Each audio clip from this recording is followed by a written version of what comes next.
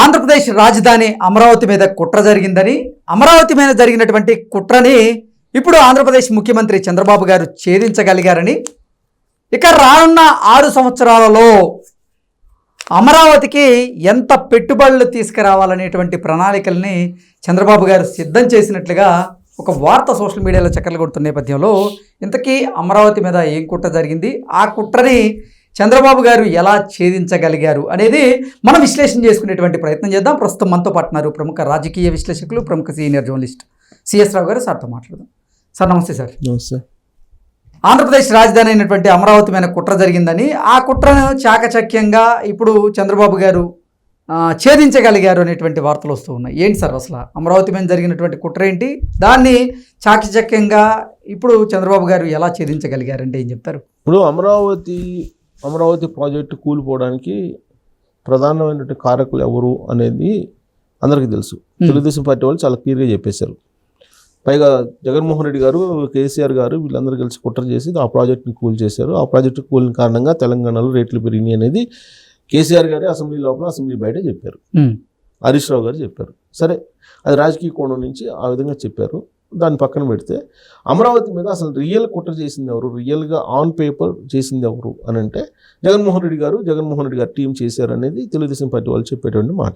ఎలా చేశారు అని అంటే, అమరావతికి మీరు ఫండ్స్ ఇవ్వద్దు, అమరావతికి మీరు కనుక రుణాలు ఇచ్చేస్తే మీరే నష్టపోతారు, మీరు ఇవ్వద్దు అని చెప్పేసి వాళ్ళు వరల్డ్ బ్యాంక్కి మెయిల్స్ పంపించారు. వైఎస్ఆర్ కాంగ్రెస్ పార్టీకి సంబంధించినటువంటి వాళ్ళు ఎందుకు మెయిల్స్ పంపించారని అంటే, అమరావతి అనేది రాజధాని కాదు, మేము 3 రాజధానుల కాన్సెప్ట్ మేము తీసుకున్నాము, 3 రాజధానుల కాన్సెప్ట్ ఉంది కాబట్టి మీరు అమరావతికి మీరు ఇచ్చినా కానీ ఆ రుణాలు మళ్ళీ మీకు తిరిగి చెల్లింపులు ఉండవు. పైగా సుప్రీంకోర్టులో ఉంది కేసు అమరావతి రాజధాని మీద, కాబట్టి మీరు ఫండ్స్ ఇవ్వద్దు అని చెప్పి మెయిల్స్ పెట్టారు వరల్డ్ బ్యాంక్కి లేదా ఏషియన్ డెవలప్మెంట్ బ్యాంక్కి మెయిల్స్ పెట్టారు అనేది తెలుగుదేశం పార్టీ వాళ్ళు చేస్తున్నటువంటి ప్రధానమైన ఆరోపణ వైఎస్ఆర్ కాంగ్రెస్ పార్టీ మీద. వాళ్ళు పెట్టినటువంటి మెయిల్స్ కూడా కొన్ని వాళ్ళు చూపిస్తున్నారు, వరల్డ్ బ్యాంక్కి పెట్టినటువంటి మెయిల్స్. అయితే ఈ నేపథ్యంలో దాదాపుగా అమరావతికి ఫండింగ్ ఇవ్వాలి అనేటువంటి ఆలోచన నుంచి విరమించుకున్నారు World Bank, Asian Development Bank కూడా.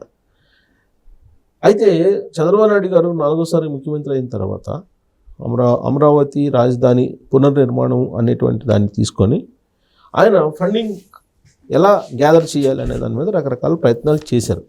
మొత్తానికి ఆయన కింద పడ్డా మీద పడ్డా ఆయన బ్రాండ్ని ఉపయోగించుకున్న కారణం ఏదైనా కానీ 6 నెలల్లో ఓన్లీ 6 monthsలో 60,000 కోట్ల రూపాయలు గ్యాదర్ చేయగలిగారు.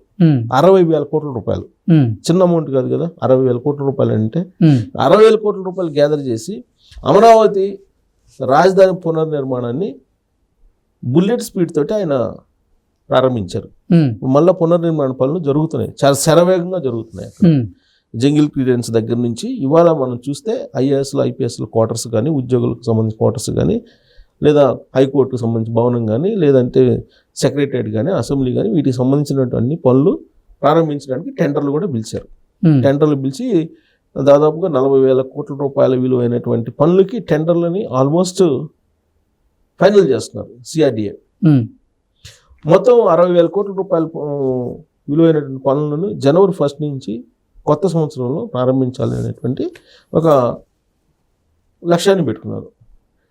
ఆ లక్ష్యం దిశగా ప్రయత్నం చేసే క్రమంలో వరల్డ్ బ్యాంకు ఫండ్ ఇస్తుందా లేదా అనే సందేహంలో ఎట్టకేలకు వరల్డ్ బ్యాంకు ఫండ్ ఇవ్వడానికి, అది కూడా విడతల వారీగా 6 సంవత్సరాల పాటు ఇవ్వడానికి, అలాగే అమరావతి నిర్మాణాలను ఎప్పటికప్పుడు పర్యవేక్షిస్తూ దేనికి ఎంత ఖర్చు పెట్టాలనేది కూడా వరల్డ్ బ్యాంకే చెబుతూ ఫండింగ్ ఇవ్వడానికి సిద్ధమైంది.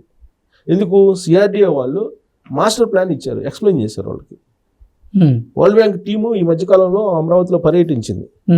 అలాగే ఏషియన్ డెవలప్మెంట్ బ్యాంక్ సంబంధించినటువంటి టీం కూడా పర్యటించింది. వీళ్ళు అక్కడికి వచ్చినప్పుడు సిఆర్డిఏ అలాగే చంద్రబాబు నాయుడు గారు పవర్ పాయింట్ ప్రెజెంటేషన్ ఇచ్చారు. అసలు ఇది సెల్ఫ్ సస్టైనబుల్ క్యాపిటల్ ఎలా అవుతుంది, దీనికి ఇన్ని వేల కోట్ల రూపాయలు ఖర్చు పెట్టి మళ్ళీ రికవరీ ఎలా చేయగలము, వీటన్నిటి మీద చాలా స్పష్టత ఇచ్చారు. ఆ స్పష్టత ఇస్తేనే వాళ్ళని అలా సాటిస్ఫై చేస్తేనే, వాళ్ళకి నమ్మకం కలిగిస్తేనే ఫండ్స్ ఇస్తారు. లేదంటే 60,000 కోట్ల రూపాయలు ఎక్కడి నుంచి ఎవరిస్తారు, ఎందుకు ఇస్తారు? మనం ఏదైనా ఒక 10,000 తీసుకోవడానికి ప్రామిసరీ నోట్ రాసి ఇవ్వాలి, లేదంటే చెక్ రాసి ఇవ్వాలి. ఆ 10,000 రూపాయలు ఎందుకు ఖర్చు పెడుతున్నావో ఏందనేది నువ్వు చెప్పాలి, మళ్ళీ ఎప్పుడు నువ్వు నాకు తిరిగి ఇస్తావో చెప్పాలి. ఇన్ని చెప్తే కానీ వాడు 10,000 రూపాయలు ఇవ్వడు మనకి. 60,000 కోట్ల రూపాయలు ఇచ్చేటువంటి వరల్డ్ బ్యాంక్ కానీ ఏషియన్ డెవలప్మెంట్ బ్యాంక్ కానీ ఎన్ని పరిశీలించుకున్న తర్వాత ఇవ్వాలి? వాళ్ళు ఎన్ని రకాలుగా పరిశీలించుకొని ఉంటారు. పైగా ఇంకోవైపు ఆల్రెడీ ఫండ్స్ ఇవ్వద్దు మీరు అని చెప్పి మెయిల్స్ వచ్చినాయి కదా వాళ్ళకి. అయినప్పటికీ కూడా 60,000 కోట్ల రూపాయలు ఇవ్వడానికి 6 ఏళ్లలో విడతల వారీగా దేనికి ఎంత ఇవ్వాలి అనేది వాళ్ళు ఆల్రెడీ అప్రూవల్ చేసేసారు. వరల్డ్ బ్యాంక్ అప్రూవల్ చేసేసింది. ఏ సంవత్సరంలో ఎంత ఫండ్ ఇస్తాం 6 ఏళ్లలో అనేది అప్రూవల్ చేసేసి ఆల్రెడీ వాళ్ళు ఫండింగ్ రిలీజ్ చేయడానికి సిద్ధం అయ్యారు. Span of 6 months. ఇది నాకు తెలిసినంత వరకు ఏ ముఖ్యమంత్రి ఆంధ్రప్రదేశ్కి ఉన్నప్పటికీ కూడా చంద్రబాబు గారు కాకుండా బహుశా సాధ్యం కాదేమో అనిపిస్తుంది నాకున్నటువంటి 26 సంవత్సరాల జర్నలిజం అనుభవంలో ఏ ముఖ్యమంత్రికి స్పాన్ ఆఫ్ 6 monthsలో 60,000 కోట్ల రూపాయలు తెచ్చుకోవడం, దానికి సంబంధించినటువంటి అన్ని అనుమతులు, తర్వాత 6 ఏళ్ల పాటు ఎక్కడెక్కడ ఎప్పుడెప్పుడు ఇచ్చేదానికి ప్రణాళికతో కూడినటువంటిది ఇవ్వడం అనేది రికార్డ్ ఇది. సో ఇప్పుడు ఆ రోజున వైఎస్ఆర్ కాంగ్రెస్ పార్టీ వాళ్ళు మెయిల్స్ పెట్టి ఫండ్స్ ఇవ్వద్దు, అది రాజధాని కాదు, అది ఇన్సైడర్ ట్రేడింగ్ జరిగింది, సుప్రీంకోర్టులో ఉంది, ఏదైతే చెప్పారో దాన్ని ఛేదించినట్టే కదా చంద్రబాబు గారు పూర్తి స్థాయిలో. వన్స్ ఫండ్స్ ఇచ్చిన తర్వాత ఇంకా వాళ్ళు ఎన్ని చెప్పినా విన్నారుగా. సో కాబట్టి ఇక తిరుగులేదు. అమరావతి నిర్మాణానికి కానీ అమరావతి సంబంధించినటువంటి భవిష్యత్తుకి కానీ ఇక తిరుగు ఉండదు, తిరుగు ఉండే అవకాశమే లేదు. ఆ విధమైనటువంటి ఒక ఒపీనియన్ని, ఒక విశ్వాసాన్ని చంద్రబాబు గారు కల్పించగలిగారు.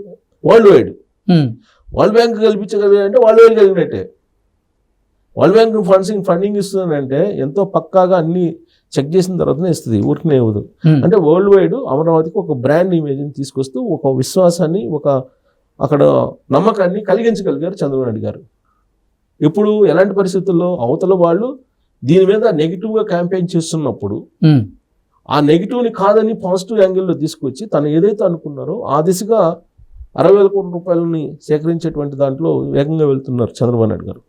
సో కాబట్టి అమరావతిని ఇంకా ఎవరు ఆపలేరు. వరంగా చంద్రబాబు నాయుడు గారు విక్టరీ సాధించినట్టే స్పాన్ ఆఫ్ 6 monthsలో విక్టరీ సాధించారు. ఏదైనా అంటే ఫస్ట్ విక్టరీ ఇదని చెప్పుకోవాలి. Okay sir, thank you so much. Thank you.